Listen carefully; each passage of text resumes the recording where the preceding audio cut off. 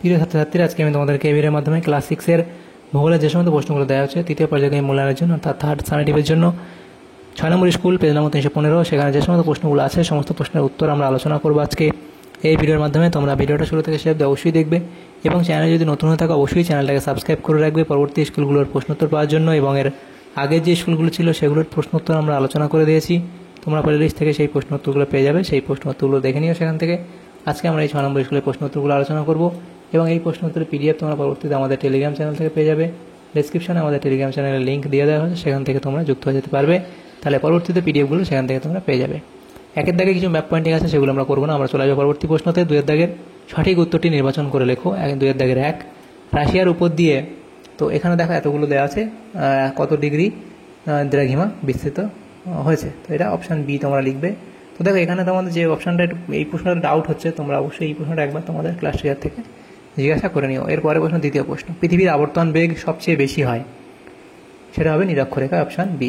এরপরের প্রশ্ন 3, তাহলে এটা একবার দেখে নিই একের দাগেরটা। 3 দাগের প্রশ্ন কি, অস্ট্রেলিয়ার সময় এগিয়ে থাকে কারণ অস্ট্রেলিয়া অনেক পূর্বের দেশ। এরপরে কার্যকরী সৌর বিকিরণের পরিমাণ আগত সৌর বিকিরণের 51%। এরপরে সমুদ্রপৃষ্ঠে বায়ুর চাপ হলো 1013.80 মিলিবার। এরপরের প্রশ্ন, ঘরের মধ্যে সবচেয়ে বেশি দূষণ হয় আবর্জনা, ধূমপান, রং নাকি ধূপকাঠির থেকে। এটাও দেখো, এটা মনে হয় ডি হবে। এরপরে প্রশ্ন, সর্বপ্রথম, আগে এরকম একটা প্রশ্ন ছিল, সর্বপ্রথম আর্থ আওয়ার পালন করা হয় 2007 সালের 31 মার্চ, অপশান বি। এরপরে আছে সাধারণ কথাবার্তার তীব্রতা হলো 65 ডেসিবেল, অপশান সি। এরপরে আছে ভারতে অবস্থিত হিমালয় পর্বতের সর্বোচ্চ শৃঙ্গটি হলো কাঞ্চনজঙ্ঘা, অপশান বি। এরপরে আছে মৌসিনরামের গড় বার্ষিক বৃষ্টিপাতের পরিমাণ হলো 11,872 মিলিমিটার মিমি। এরপরে দেখো প্রশ্ন, সেখানে বলা হয়েছে কি, 1956 সালে রাজ্য ভাগ করার ভিত্তি ছিল ভাষা, তাহলে এখানে তোমাদের অপশান এ হবে। এরপরে গির অরণ্য রয়েছে কোথায়, গুজরাটে। এরপরে প্রশ্ন, ভূগোলবিদ মার্কেটর প্রথম মানচিত্র বইটি প্রকাশ করেন 1578 খ্রিস্টাব্দে, অপশান সি। এরপরের প্রশ্ন কি, ভারতের কৃষিতে সবুজ বিপ্লব হয়েছিল যে ফসলের জন্য, সেটি হলো ধান, গম, পাট নাকি চা, তাহলে সেটা এখানে হবে গম, অর্থাৎ অপশান বি। এরপরে আছে ভারতের অন্ধ্রপ্রদেশ রাজ্যে বসবাস করে, এই যে এখানে দেখো কোন উপজাতি, সেটা তোমাদের হবে কি, এটা হবে চেঞ্চু জাতির মানুষ।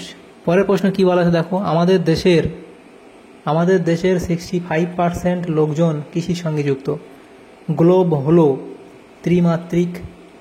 এরপরের প্রশ্ন, মানচিত্রে কৃষিজমি বোঝাতে হলুদ রং ব্যবহার করা হয়। এরপরের প্রশ্ন দেখো 3 দাগের এ, শূন্যস্থান পূরণ করো। 3 দাগের এর 1 বলা আছে মূলমধ্যরেখার বিপরীত দ্রাঘিমার মান 180 ডিগ্রি, ড্যাশ ঘড়ি গ্রিনিচের সময়ানুসারে চলে, এটা হবে ক্রোনোমিটার, এখানে লিখে দিই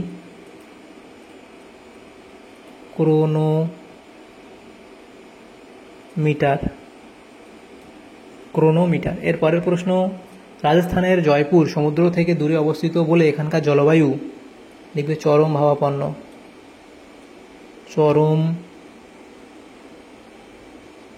ভাবাপন্ন।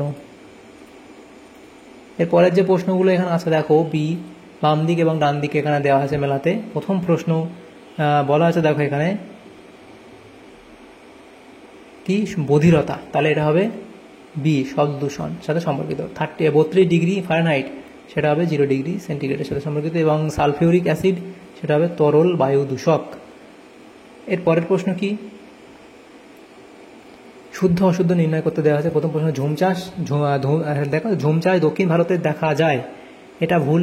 এরপরে ভারতের প্রথম মানচিত্র তৈরি হয়েছিল, ভারতের প্রথম মানচিত্র তৈরি হয়েছিল, এটা কি বই, এটা ভুল বলা হয়েছে, ভারতের তো হবে না, ভারতের বা এটা তো প্রশ্নটাই বোঝা যাচ্ছে না।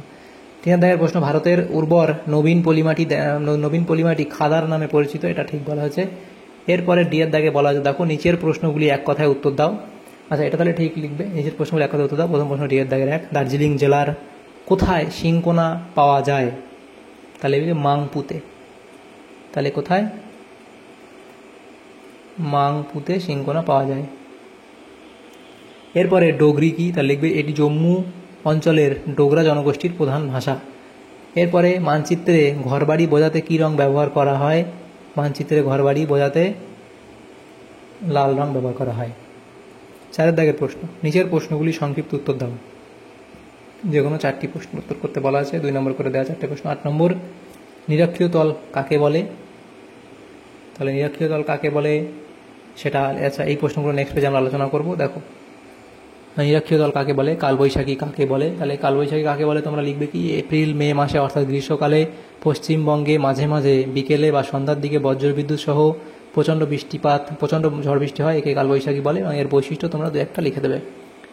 এবং এর পরে যেগুলো আছে দেখো, সেখানে কি বলা হয়েছে যে 3 দাগের প্রশ্ন, ম্যাপের প্রয়োজন হয় কেন? তাহলে মানচিত্রের গুরুত্ব। এখানে এই পয়েন্টগুলো তোমরা করবে।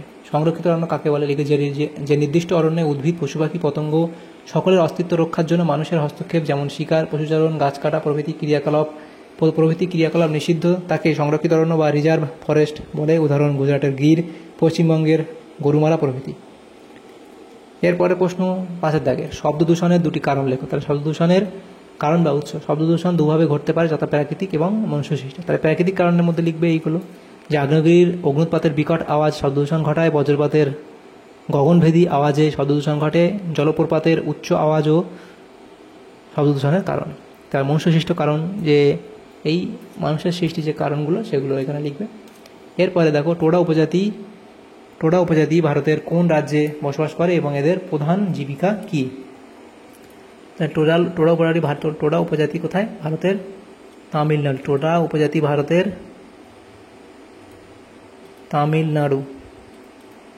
তামিলনাড়ু রাজ্যে বসবাস করে এবং এদের প্রধান জীবিকা কি? পশুপালন। এরপরে প্রশ্ন 5 দাগের, সেখানে কি বলা আছে দেখো। তাহলে এগুলো হলো। এরপরে 5 দাগের প্রশ্ন, যে নিরক্ষরেখার 3টি বৈশিষ্ট্য লেখো। তাহলে নিরক্ষরেখার এখানে 4টে বৈশিষ্ট্য লিখে দিয়েছি। এরপরে আছে দেখো সেটা কি বলা হয়েছে, যে বায়ু দূষণের 3টি কারণ লেখো। তাহলে বায়ু দূষণের 3টি কারণ এখানে লিখতে বলা আছে। প্রথম দেখো লিখবে অগ্নুৎপাত, দাবানল। আচ্ছা, প্রাকৃতিক কারণ অগ্নুৎপাত, দাবানল, ধূলিঝড়, জীবদের পথে অন্যান্য কারণ, এবং বায়ু দূষণের মনুষ্যসৃষ্ট কারণ। এখান থেকে এতগুলো দেখো কারণ আমরা লিখেছি। তো যেহেতু এটা 3টে কারণ লিখতে বলেছে, তাহলে ধরুন এখান থেকে বায়ু দূষণের 2-3টে লিখলে, আর মানে এখানে প্রাকৃতিক কারণ সমূহ 2-3টে লিখলে, মনুষ্যসৃষ্ট কারণ 2-3টে লিখে দিলে হয়ে যাবে। এরপরে 3 দাগে বলা আছে মানুষের এই ভারতের দীর্ঘতম নদীটির গতিপথ আলোচনা করা। ভারতের প্রধান দীর্ঘতম নদী হলো গঙ্গা। এর দৈর্ঘ্য 2525 কিমি। এর উৎস গতিপথ, তার মধ্যে উচ্চগতি, মধ্যগতি, নিম্নগতি পয়েন্ট করে এ অবধি লিখবে। এরপরে আছে দেখো, যে অরণ্য সংরক্ষণ কেন প্রয়োজন, জ্বালানি কাঠ, দূষণ রোধ, এই পয়েন্টগুলো এখানে তোমরা পরপর করবে। তারপরে আছে গ্লোবের সুবিধাগুলি, গ্লোবের এই 3টি সুবিধা লিখবে। 6 দাগের প্রশ্ন, নিচের প্রশ্নগুলির উত্তর দাও। প্রথম প্রশ্ন, অক্ষাংশের ভিত্তিতে পৃথিবীর প্রধান তাপবলয়গুলি চিহ্নিত করে তা আলোচনা করো। তাহলে উষ্ণমণ্ডল তার অবস্থান বৈশিষ্ট্য লিখবে, নাতিশীতোষ্ণ মণ্ডল অবস্থান বৈশিষ্ট্য লিখবে, হিমমণ্ডল তার অবস্থান বৈশিষ্ট্য লিখবে। এরপরের প্রশ্ন দেখো, বায়ু দূষণ কাকে বলে এবং বায়ু দূষণের ফলাফলগুলি আলোচনা করা। অর্থাৎ বায়ু দূষণের ফলাফল বা প্রভাব, মানুষের ওপর প্রভাব, উদ্ভিদের ওপর প্রভাব। তারপর দেখো পশু পাখির ওপর প্রভাব। এরপর বিশ্ব উষ্ণায়ন, ধোঁয়াশা, ওজোন স্তর হ্রাস এবং অম্লবৃষ্টি। এরপরের প্রশ্ন ছিল মৌসুমী বিস্ফোরণ কাকে বলে। ভারতে মৌসুমী বায়ুর 3টি বৈশিষ্ট্য লেখো।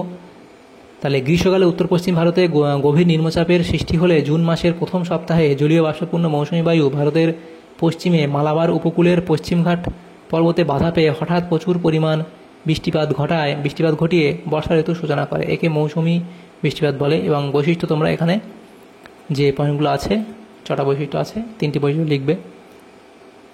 এরপরের প্রশ্ন দেখো, সেটা বলা আছে দেখো এখানে 4 দাগের প্রশ্ন, ধান চাষের অনুকূল অবস্থাগুলি সম্পর্কে আলোচনা করো। তাহলে অনুকূল প্রাকৃতিক পরিবেশ, জলবায়ুর মধ্যে উষ্ণতা, বৃষ্টিপাত, আর্দ্রতা এবং ভূমির প্রকৃতি, মৃত্তিকা লিখবে। তাহলে আমাদের এখানে যে প্রশ্নগুলো ছিল দেখো, সমস্ত প্রশ্নের উত্তর আমরা আলোচনা করলাম। ম্যাপ পয়েন্টিংটা বাদ দিয়ে ক্লাস 6-এর 6 নম্বর স্কুলের যে প্রশ্নগুলো ছিল পরিবেশ ও বিজ্ঞান, মানে আমাদের ভূগোলের, সেগুলো আলোচনা করলাম এই 3rd সামেটিভের জন্য। তোমাদের যদি সামান্যতম উপকার এসে থাকে ভিডিওটা, অবশ্যই এটা লাইক করবে এবং বেশি বেশি করে বন্ধুদের সাথে শেয়ার করবে। আর পরবর্তী যে স্কুলগুলো আছে সেগুলোর প্রশ্ন উত্তর পাওয়ার জন্য অবশ্যই তোমরা আমাদের চ্যানেলটাকে সাবস্ক্রাইব করে রাখবে। Thank you, thanks for watching.